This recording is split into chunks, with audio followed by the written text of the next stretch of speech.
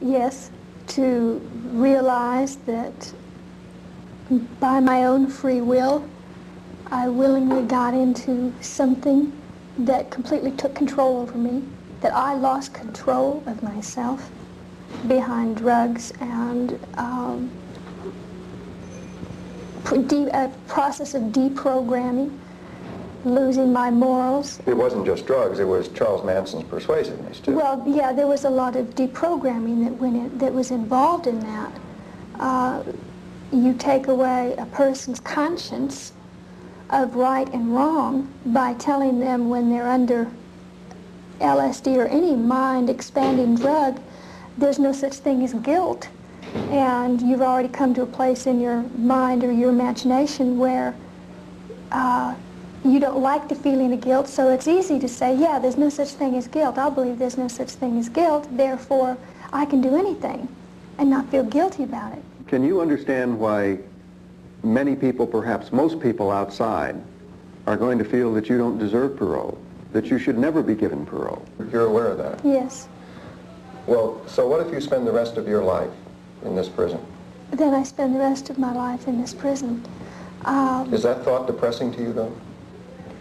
No, because I know that, how can I put it? I'm content.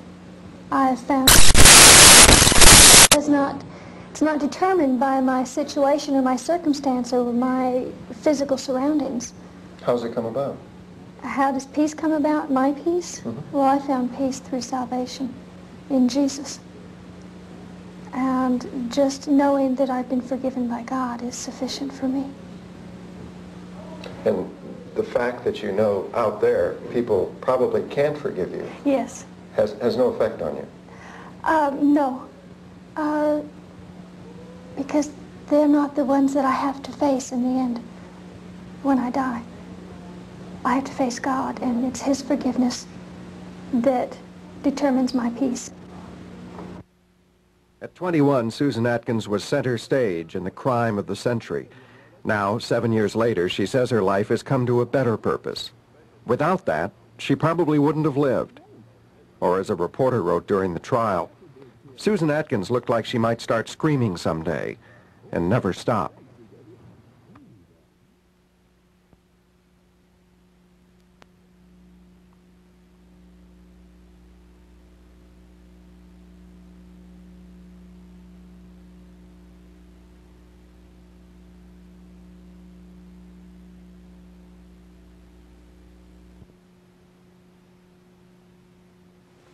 You wanna? Well, I can ask you now, what did Tex really do there? What did you observe?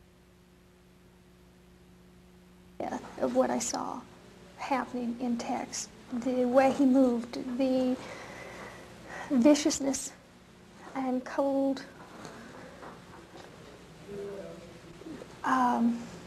It was just like seeing somebody go crazy with more power than I've ever seen anybody. I don't think he was in control of himself. I think that he was in control of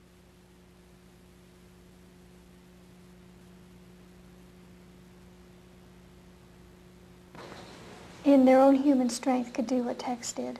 Well, Charles Manson was in control of him, right? Yeah, as far as giving orders, but I don't think Charles Manson's mind was in control of Tex's mind that night.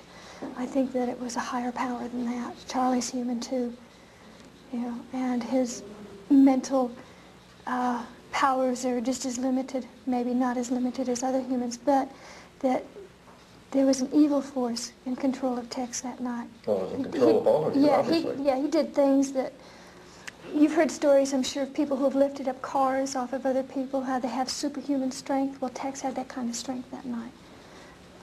But not for good, it was for evil. So it's harming and hurting people. Just to be able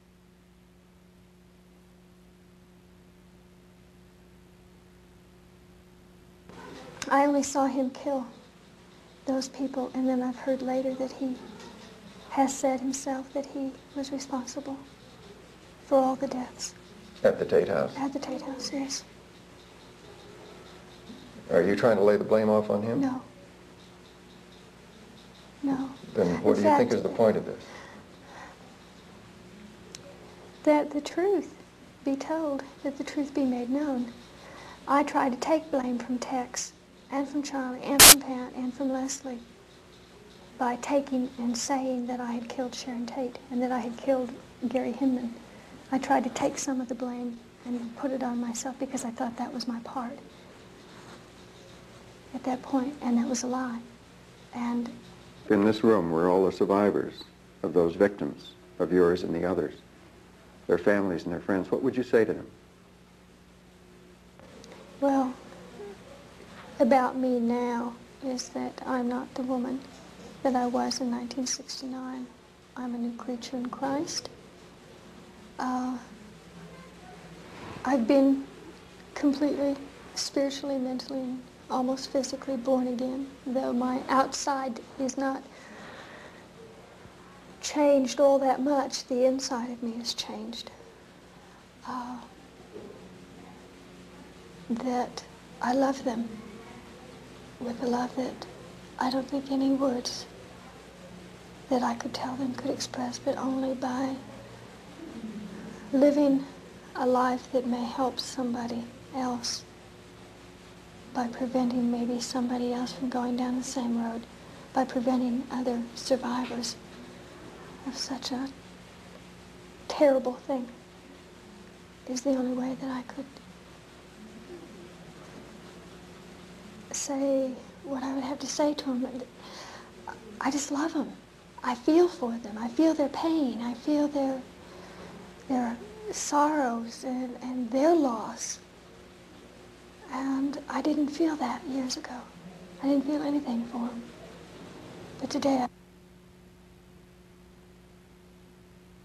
still feel pain when I think about her and that she's not here, and I don't think that anything that I could say could ease that pain in any of the survivors' hearts.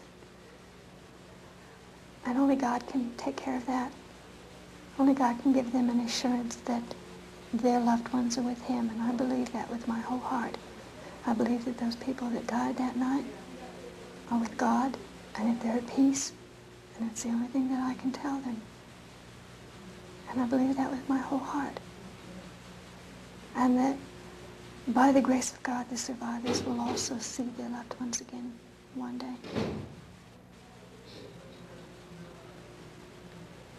People watching may think that you're cop.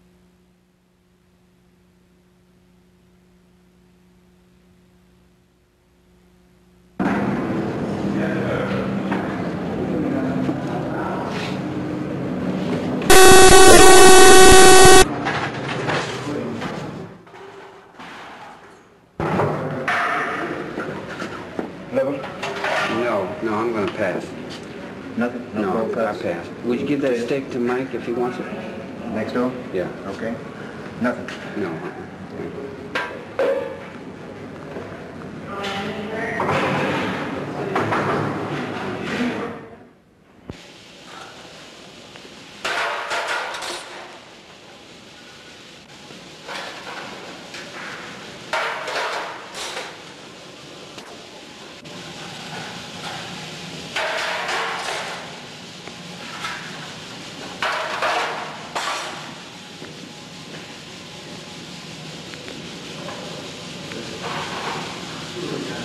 Well, when company always stick the dirt in the back.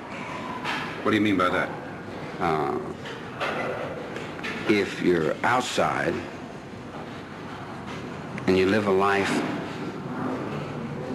on the outside,